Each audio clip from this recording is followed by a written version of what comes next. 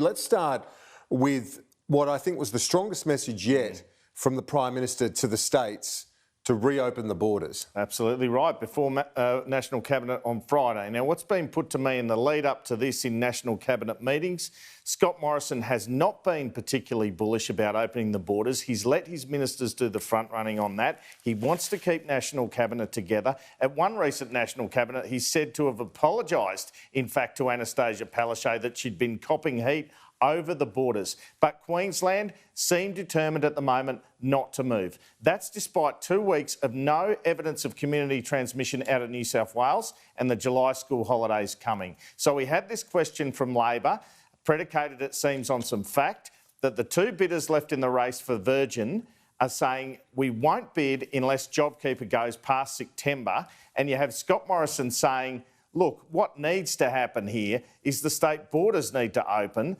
so flights can get going again. Now, talking to people in the federal government, they believe there was a change of language from Annastacia Palaszczuk this morning and that she might do it in July. But he's really stressing here, they need to do it in July, Queensland. Have a listen to this. Has the government received advice from Virgin's administrator that bidders for the airline are expected to pull out if the government keeps its hard September deadline for JobKeeper? We have taken a very consistent approach which has seen through administration the identification of very serious proposals that are able to come forward that will enable that to become possible.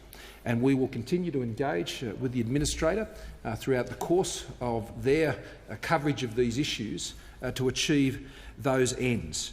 But I would say one thing in particular right now, if we're concerned about Virgin employees, and that is that it is very important that we open up the domestic borders in this country, Mr Speaker.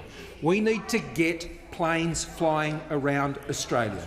And if you want to see planes flying around Australia, Mr Speaker, we need to open up these domestic borders. Mr Speaker, that will lead, and I agree, that it occurs for South Australia, for Tasmania, for Queensland and Western Australia. This isn't a partisan issue.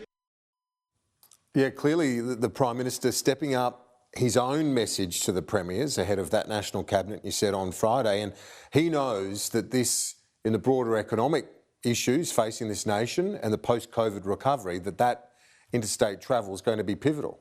Well, absolutely, and he must recognise that, as we've said before, he could be in a position here where his JobKeeper scheme is allowing Annastacia Palaszczuk to not cop it as bad as she could at home ahead of an election in October, and to encourage her, given the polls say between 70 and 80% want Queenslanders want the borders shut for health reasons, it would encourage her to keep the borders shut.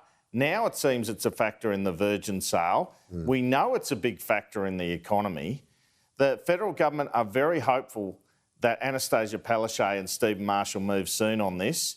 And we were going to come to this line in the sand moment, you felt, Kieran.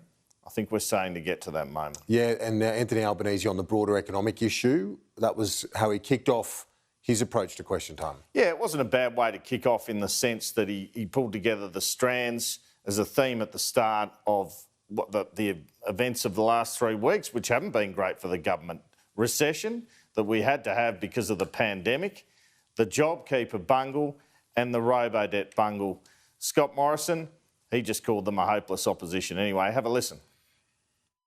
Can the Prime Minister confirm that in just the 3 weeks since Parliament last sat, the government admitted it overestimated coverage of its JobKeeper scheme by 3 million workers, resulting in a $60 billion blunder?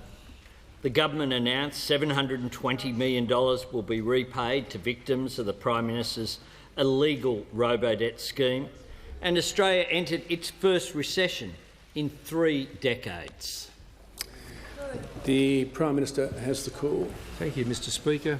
I can confirm that Australia has done incredibly well in dealing with one of the biggest challenges this country has faced, if not the biggest, since the Second World War. And it is indeed true that we had a negative quarter in March, Mr Speaker, of 0.3%. And based on the estimates that Treasury and that they have provided to us, then the June quarter is also likely to be negative, and that, of course, means a technical recession, Mr Speaker. That is true. It is a recession, Mr Speaker. There's no doubt about that. Members on my left. And I don't think there is an Australian in this country, Mr Speaker, who doesn't understand the reason why. But only those opposite, Mr Speaker, would take joy in this fact and seek to use it for political purposes.